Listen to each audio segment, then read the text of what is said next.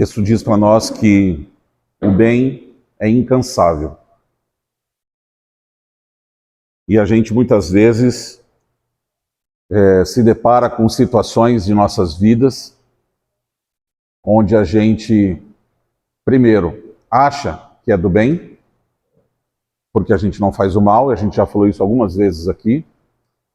A gente se considera pessoas do bem porque a gente não faz o mal. E a gente não é do bem porque a gente não faz o mal. A gente só é do bem quando a gente faz o bem.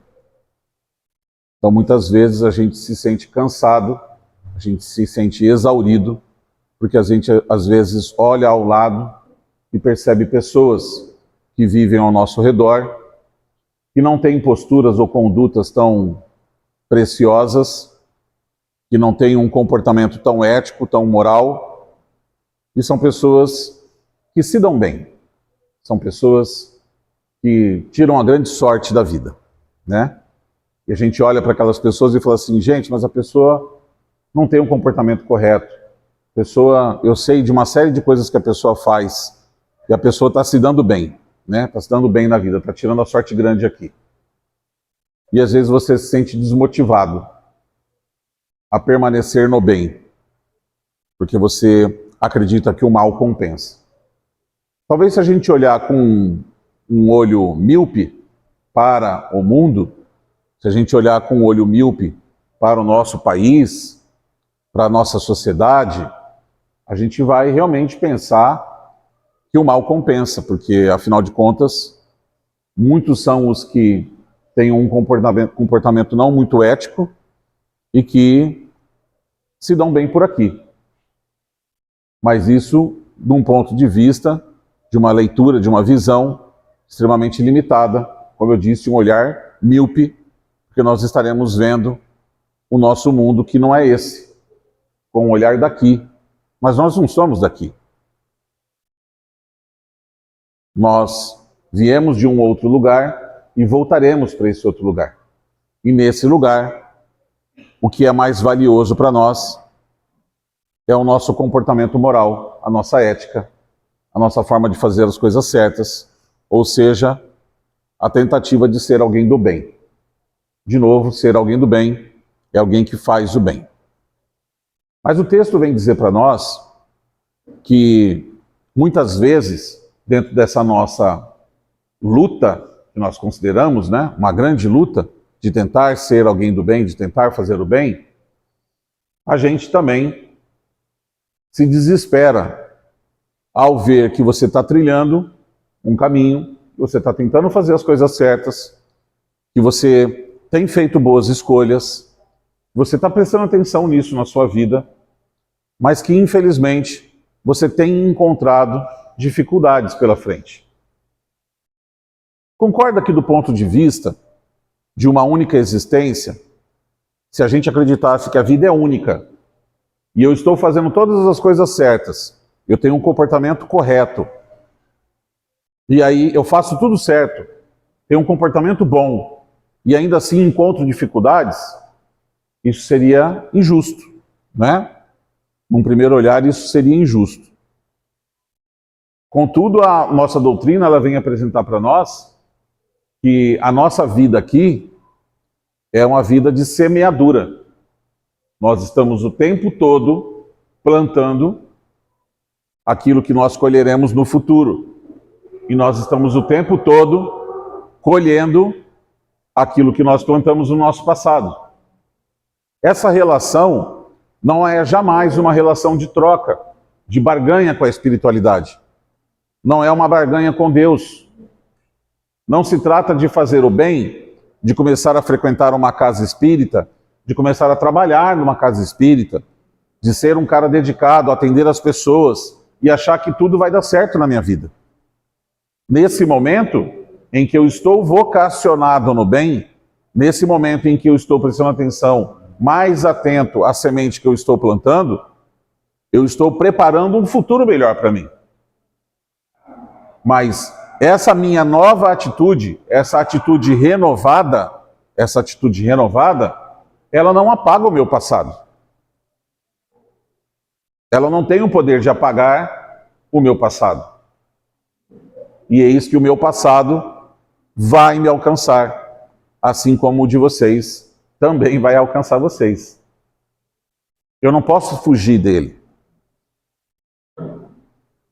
Pelo contrário, quando eu estava vindo para cá, nessa vida, quando eu estava reencarnando aqui, eu fiz uma seleção, uma playlist lá, né? Fiz uma seleção das dificuldades que eu me considerei apto a enfrentar, que eu me preparei, que o meu espírito protetor que estava comigo, que estava ao meu lado, me sinalizou que eu estava em condições, porque até muitas vezes, por conta do nosso ego, por conta de nós nos colocarmos em condição, a gente acha que a gente está preparado para enfrentar muita coisa. Mas ainda há o cuidado da espiritualidade de luz que ao nosso lado vai sinalizar, dizer, olha filho, eu acho que esse tanto aqui de problemas que você vai resolver já está ótimo. Se você conseguir resgatar isso nessa vida, está extraordinário. E ele põe um limite para que a gente não venha para cá e se complique. Então ainda há esse cuidado da espiritualidade. E eu sinalizei que eu ia passar por tudo que eu ia passar aqui com resignação, que eu ia enfrentar e que eu ia vencer essas dificuldades aqui nessa vida. Então tudo aquilo que nós enfrentamos são recorrentes de escolhas que eu já fiz no meu passado. O Evangelho fala isso para nós. Causas atuais das aflições e causas anteriores das aflições. Capítulo 5 do Evangelho segundo o Espiritismo.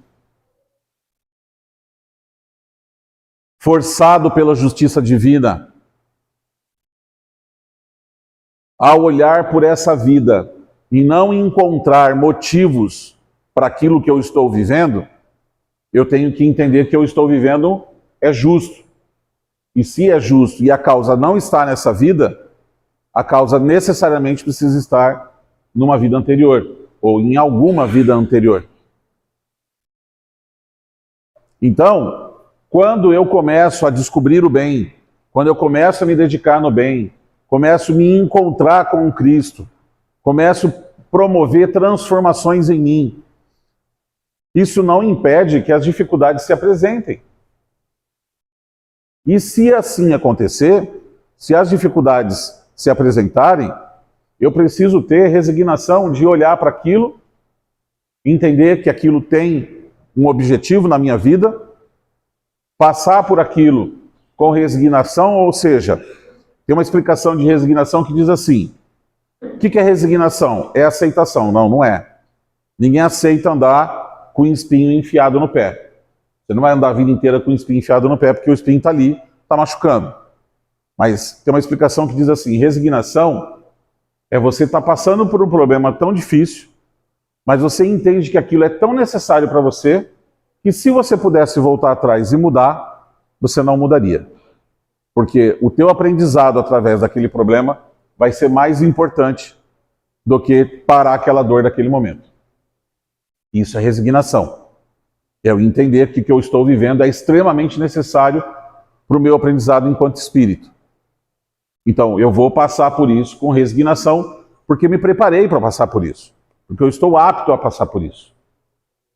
Vou enfrentar isso e não vou desanimar no bem. Ele fala, o bem nunca desanima, nunca se entrega. Apesar das dificuldades que nós teremos pela frente, nós permaneceremos no bem, permaneceremos plantando. E a gente, talvez de forma equivocada, imagina que quando a gente está fazendo bem, a gente está fazendo bem para alguém. É certo que a sua atitude no bem, a sua atitude de ajudar, da beneficência, né? De você ser solícito, de você ser alguém que ajuda a outra pessoa, essa ajuda chega para outra pessoa, com certeza absoluta. Mas o maior beneficiado de quem faz o bem é ele mesmo. Porque a minha atitude de fazer o bem é um plantio que eu estou fazendo no presente para o Ricardo do futuro. Lógico que se eu fizer isso de forma desinteressada, né? Se eu fizer já tudo planejadinho, já cada coisinha boa que eu faço, eu dou uma olhadinha para cima e falo, ó, senhor, anota aí. O senhor está anotando aí na caderneta, né? Ó, olha eu aqui, né? Ó, estou fazendo, né? Daí o teu mérito está aqui mesmo, né? A espiritualidade explica isso para nós. Mas, se eu vou renovando essa minha atitude, vou prestando atenção e daqui a pouco eu não consigo não fazer mais o bem. Não é que eu estou me esforçando para fazer o bem. Eu não consigo mais deixar de fazer. É uma atitude nata que acontece. Está já dentro do meu coração. Eu não consigo olhar alguém precisando e passar despercebido, fazer de conta que não vi e não ter atitude nenhuma. Esse é o nosso alvo. É aí que nós vamos chegar. E para que a gente chegue aí, a gente precisa educar o nosso espírito. Por isso a gente não pode desanimar. Por isso a gente não pode se esgotar. Encontrar as coisas difíceis na vida, sofrimentos da vida, e desistir do bem. O bem é incansável. Ele traz ainda para nós, o Emmanuel, né, traz para nós ainda uma lição, dentro desse mesmo texto, que ele fala assim para nós, que aquele que porventura, durante a prática do bem, se sentir desmotivado, se sentir cansado e resolver que não quer mais prosseguir nessa atitude renovada, muito possivelmente é alguém que não conseguiu se desvencilhar do mal que há em si. Porque a gente considera, né, que esse mal, ele é um mal no mundo, mas o mal está em cada um de nós. O mal está em cada um de nós. Então, alguém que está cansando do bem é alguém que não conseguiu se libertar do próprio mal. Porque se você se libertou do mal, se você conseguiu encontrar essa fonte de luz na sua vida, é quase impossível que você se canse do bem. Porque é uma troca sem querer que seja, mas é uma troca que te faz muito bem. Eu sempre brinco de dizer que fazer o bem faz bem. Porque a pessoa se sente melhor. Você encontra com pessoas que têm problemas e você conversa com elas, você socorre elas, você atende as pessoas aqui na casa, você oferece a sua mão, você oferece o seu ouvido, a sua palavra para essas pessoas. E no final de um dia corrido, que foi bastante atarefado, que tinha muita coisa para fazer, você volta para casa e você olha para as suas dificuldades, para as suas dores, para os seus problemas, e eles mudaram de tamanho. Eles já não têm mais a mesma proporção, a mesma importância que tinham antes da gente vir para cá. Às vezes, o trabalhador da casa espírita, ele vem para cá, falando assim, hoje eu não estou bem, hoje eu estou precisando de ajuda. E aí ele chega aqui, e ele corre para um lado, corre para o outro, atende, dá passe, e sobe, faz fraterno, e desce, e trabalha na desobsessão, e vai, passa a noite inteira trabalhando. E ele estava mal. Chega no final do dia, você pergunta para ele, como é que você está? Passou. Não deu tempo de atender ele. Mas no final do dia, ele não tem mais nada. Nenhum de nós nunca, jamais será abandonado. Cristo fez essa promessa para nós. Quando eu estou muito preocupado comigo, quando eu estou muito preocupado com as consequências da minha vida, quando eu estou muito negociando com Deus, olha, vou fazer, mas eu quero de volta. Olha, eu vou te oferecer tal coisa, mas eu quero que na minha vida seja dessa forma. Essa barganha com Deus, ela não existe. A grande questão é que você vai se frustrar. Porque você vai tentar fazer uma troca. Você imagina que é você virar para Deus e falar assim, olha Deus, eu vou fazer um bem cujo só eu sou o beneficiado e eu quero que o Senhor ainda me dê um negócio em troca. Eu vou fazer o bem que eu mesmo sou beneficiado e ainda quero que o Senhor me beneficie com mais alguma coisa. Se eu fizer o bem para alguém, esse bem volta para mim, não volta? Então eu sou beneficiado. E aí eu quero que Deus ainda me dê um negócio, um outro emprego. Quero que me dê uma outra situação financeira. Quero que me dê aquele sonho que eu tenho.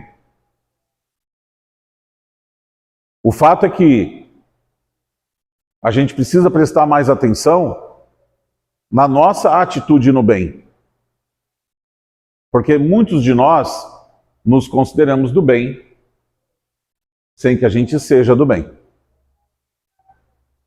Nós não temos mãos ativas, nós não temos a palavra ativa, nós não temos o abraço acolhedor, nós não temos a atitude no bem. Nós não temos atitude no mal, mas não temos ela no bem. E o mundo precisa de atitude no bem. Vocês já prestaram atenção o quanto que o mal se destaca? Já prestaram atenção na quantidade de notícias ruins que rodam?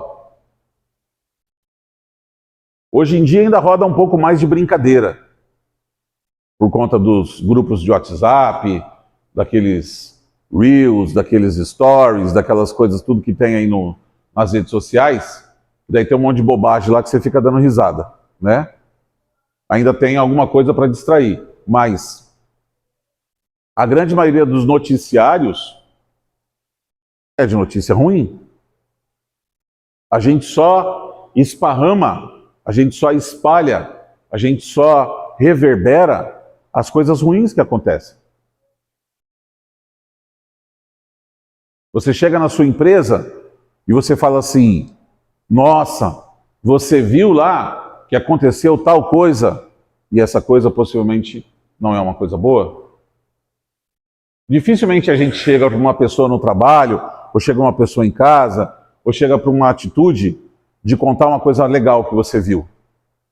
Normalmente a puxada de assunto, a puxada de conversa tem a ver com alguma coisa que aconteceu fora e que você ficou assustado, que você ficou impressionado com aquela maldade que aconteceu. Essa é a nossa reação, porque a gente está cercado de coisas ruins. Agora, vamos lembrar que nós somos muito mais pessoas do bem que estão quietas do que pessoas do mal que estão agindo. O volume é muito maior de pessoas do bem. A espiritualidade não se engana. E a espiritualidade vem dizendo para nós que nós nos aproximamos de uma mudança do nosso planeta para uma condição de regeneração. Só é possível caminhar para essa condição de regeneração se nós estamos deixando de ser maus. Aqueles espíritos que eventualmente se comprazem no mal, aqueles espíritos que continuam com uma atitude de maldade, eles não voltarão para cá. Eles terão uma próxima reencarnação num outro lugar, porque a Terra está mudando a sua condição. E essa é, muitas vezes, a última oportunidade de cada um de nós que estamos aqui. Então, o mundo está virando a chave. E uma vez que nós estamos nos aproximando dessa condição, nós somos forçados, por uma questão matemática, a frisar, acreditar, né, que a maior parte da população é uma população do bem. Qual é o problema? Se nós somos, a maior parte da população é do bem, qual é o grande problema? O grande problema é que nós nos mantemos quietos, pacatos, pacíficos. Numa guerra do bem contra o mal, ou do mal contra o bem, a gente precisa ter uma atitude mais fortalecida. Não de chamar efetivamente para a guerra, porque uma vez um guia, eu conversando com o mentor, ele me sinalizou, ele falou assim: filho, isso que vocês falam da guerra do bem contra o mal, não existe, porque o bem não faz guerra. Se o bem fizer guerra, ele não é bem. Quem tenta brigar com o bem é o mal. Mas o bem consegue vencer através da sua atitude renovadora. Então o que nós precisamos fazer? Nós precisamos insistir. Nós precisamos fazer o bem para as pessoas. Nós precisamos tocar as pessoas, nós precisamos trazer as pessoas para casa. Nós precisamos fazer o nosso evangelho no lar, nós precisamos ensinar, apresentar Jesus para as crianças, para os jovens. Se a gente lavar as mãos e achar que não é com a gente, e que não é nossa responsabilidade, nós estamos perdendo a oportunidade. Ter a condição de fazer isso para quem quiser ouvir. E quem não quiser ouvir, tudo bem. Quem não quiser ouvir, tudo certo. Mas se você está numa roda e você tem a oportunidade, você está conversando com os amigos, e eles perguntam alguma coisa, e você tem a oportunidade de falar de coisas boas, de estimular o bem, de convidar, por exemplo, amigos a fazer uma ação, de levar comida para algum lugar, de levar coberta para algum lugar, de levar capa de chuva, de levar... Gente, o mundo é um mundo extremamente necessitado de tudo. De tudo. O maior bem que você pode fazer, por maior que ele seja, é pingo de água em chapa quente. Não chega nem relar na chapa. De tanta necessidade que existe. De tantos asilos que estão precisando de ajuda. De tantos lares de crianças que foram retiradas de suas famílias por conta de violência e que não voltarão para suas famílias. E que precisam de orientação, que precisam de cuidado, que precisam de uma atitude de alguém que vai lá falar, ensinar uma profissão, falar, dar uma palestra, dar carinho, dar um abraço. Quantos hospitais estão precisando de gente? Quantas casas espíritas estão precisando de trabalhador? E quantas igrejas? E quantos... Está todo mundo precisando de ajuda. Quantas pessoas na rua precisando de orientação, de socorro, de conversa? E quando a gente faz, se a gente faz, imediatamente a gente inspira quem mais estiver do lado. Tenha certeza absoluta que quando você faz alguma, quando você tem alguma atitude boa, as pessoas que estão à sua volta estão te observando. E aquilo mexe com as pessoas. É uma corrente do bem. Só que nós precisamos ter atitude. Mas encarar mais de frente aquilo que nós precisamos fazer. Não temos o tempo de estar cansados no bem. Não podemos.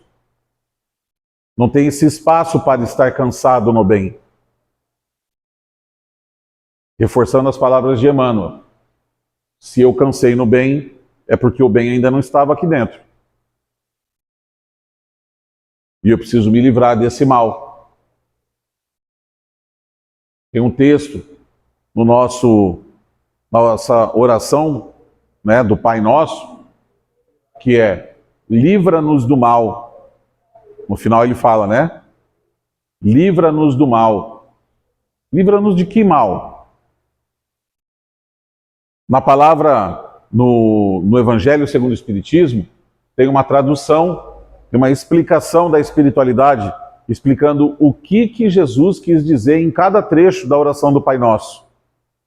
E lá no final, quando ele fala livra-nos do mal, ele não está pedindo para tirar a dificuldade do nosso caminho. A gente pensa isso, né? Quando eu estou falando assim, livra-nos do mal, amém? Né? Eu estou pedindo assim, olha, caso eu vá passar por alguma dificuldade, caso eu vá bater meu carro, caso eu vá ter alguma dificuldade na minha vida, o senhor tira essa parada da frente aí, deixa os caminhos abertos, que é para eu passar tranquilo, né? Mas não é isso que ele está falando. Ele explica para nós assim, peraí, Deus não é um Deus de amor e de justiça? É um Deus de justiça. Então, se eu plantei a dificuldade ali atrás, é justo que eu colha essa dificuldade aqui na frente? Se eu enganei alguém ali atrás, e isso se apresentar na minha vida, é justo que eu tenha que colher isso? É justo? É justo que eu peça para Deus e fala, olha, Senhor, eu fiz umas paradas aí, mas agora o Senhor faz o seguinte, o Senhor me livra aí desses negócios aí. Beleza? É justo? Não, não é justo. Então, aquilo que eu plantei, eu tenho que colher. Plantio é livre, colheita obrigatória. Se eu plantei, eu tenho que colher. Quando eu estou falando livra-nos do mal, me livra do mal que há em mim. Me liberta do mal que há em mim, para que eu possa ter novas atitudes do bem, para que eu pare de plantar o mal e que, por consequência disso, eu pare de colher o mal no futuro. Então, ele não está pedindo para aliviar os problemas. Ele está pedindo para aliviar o mal que há dentro de mim. Eu preciso me libertar dessa maldade. A consequência disso é que eu vou passar a fazer um plantio melhor e vou passar a ter melhores colheitas. Então, essa atitude do bem incansável, não importa muito se tem chuva, não importa muito se está frio, não importa muito se eu já estou no sofá, se alguém bateu lá na porta e está precisando de um prato de comida, não importa se você está atrasado com um compromisso. Entende? Estou parado no farol, ou estou caminhando, estou indo a pé. Tem um cara na frente de uma lanchonete. Eu tenho um dinheirinho aqui. Estou em condições de poder ajudar. Estou indo. Ele está com fome. Ele vira para mim e fala assim, tem alguma coisa para comer? Eu posso falar para ele assim, irmão, eu estou atrasado para uma reunião. E passar. Significa que ele virou paisagem. Mas, Ricardo, é duro assim? É duro, porque alguém pode responder assim, mas aí fica fácil, porque o cara está lá na rua, né? Eu não concordo, porque vou ficar dando agora as coisas para todo mundo que está na rua, então eu vou viver na rua também. Então vai. Vai lá ver se é bom. Vai ficar pedindo moeda e comida para as pessoas para ver se é legal. Quem daqui trocaria de posição? Não precisa concordar comigo. Mas assim, eu estou dando alguns exemplos de uma atitude que a gente precisa ter. Da gente olhar para outra pessoa e se incomodar. Eu sempre dou o exemplo do pessoal que limpa a nossa cidade. Quantas vezes a gente vê as pessoas varrendo, limpando a cidade? Quantas vezes eu parei, me incomodei e pensei, poxa, já pensou eu com aquele macacão varrendo, limpando as coisas? Nesse sol? Deve ser muito cansativo, né? Vou parar aqui, vou comprar uma garrafinha de água para cada um e vou dar uma garrafinha de água para cada um. A gente nem pensa. A gente nem olha para isso, a gente não está preocupado com o outro. E isso é uma atitude do bem. São as pequenas atitudes. Né? Pequenas coisas. O exemplo que eu sempre dou, está dentro do elevador, subindo. A pessoa fala, peraí, você faz assim, né? Atrás daquele negócio assim, para não ver que você está lá dentro. A porta do elevador fechar para você poder subir porque você está atrasado. Não vai fazer diferença na sua vida. Pequenas coisas, pequenas atitudes. No trânsito, pequenas coisas, pequenas atitudes. Dá a vez, deixa o cara, tá a seta ligada, deixa ele passar. Se transforma em pessoa do bem. Seja uma pessoa amigável, seja uma pessoa que ajuda as outras pessoas. Que os outros possam perceber isso em nós. Um bem incansável. Em cada pequena atitude, vocês não vão se transformar em grandes missionários. Não é esse o objetivo dessa conversa. Mas é que eu possa ter, em cada oportunidade que eu tiver de fazer o bem, que eu possa fazê-lo. Porque todo mal que surja de um bem que eu não fizer, é minha responsabilidade. Todo mal que surja de um bem que eu deixei de praticar, também é minha culpa. Não sou eu que estou dizendo isso, é a espiritualidade. Então, a gente precisa olhar para isso, a gente precisa ter um bem incansável dentro da gente. E isso vale para dentro de casa também. Isso vale para o convívio familiar também. Porque às vezes a gente é muito legal fora de casa e dentro de casa a gente não é tão legal assim. Não é? Ser paciencioso dentro de casa. Ser amoroso dentro de casa. Todo mundo quer ser um pai atencioso, um pai pegajoso com as crianças. Todo mundo quer ser uma mãe atenciosa, uma mãe que o filho vai ter certeza absoluta do seu amor, né? Mas ele tem certeza? Ou eu estou muito ocupado? Agora eu não posso. Estou só respondendo uma coisa aqui. Já vou, filho. Já vou, filha. Já vou, pai. Já vou, mãe. Daqui a pouco eu te retorno dentro de casa.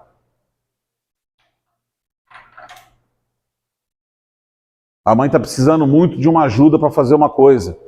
Ai, mas olha, agora não vai dar, não estou com paciência. Preciso uma hora passar lá. Isso já faz 2 semanas, 3.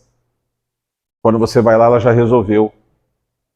Tinha um vizinho lá que ela pediu um negócio e o vizinho fez. Entende? Pequenas atitudes em todos os lugares. Fora de casa e dentro de casa.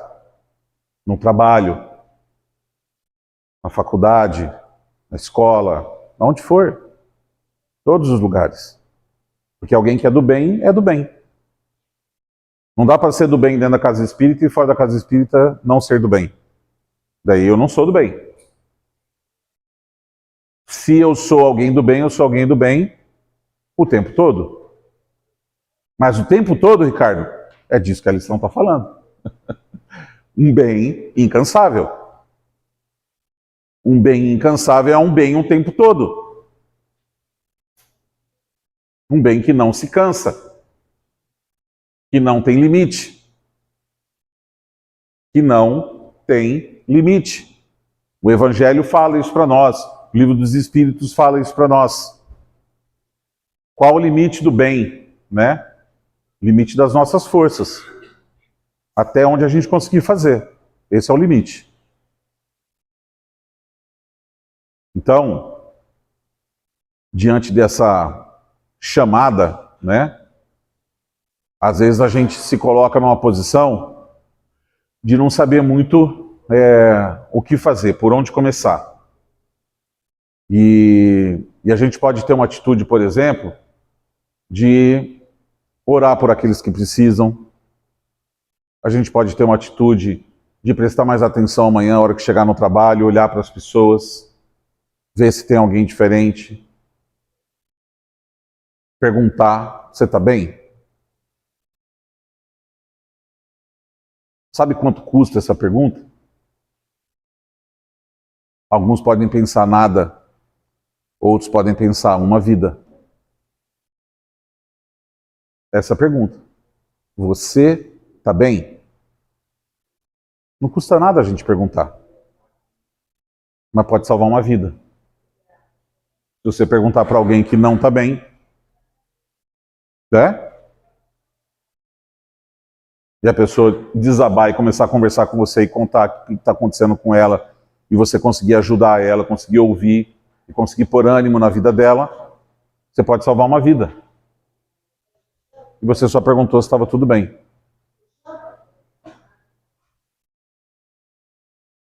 Começa pelo começo. Começa com atitudes pequenas. Começa na hora de voltar para casa, sendo mais gentil no trânsito.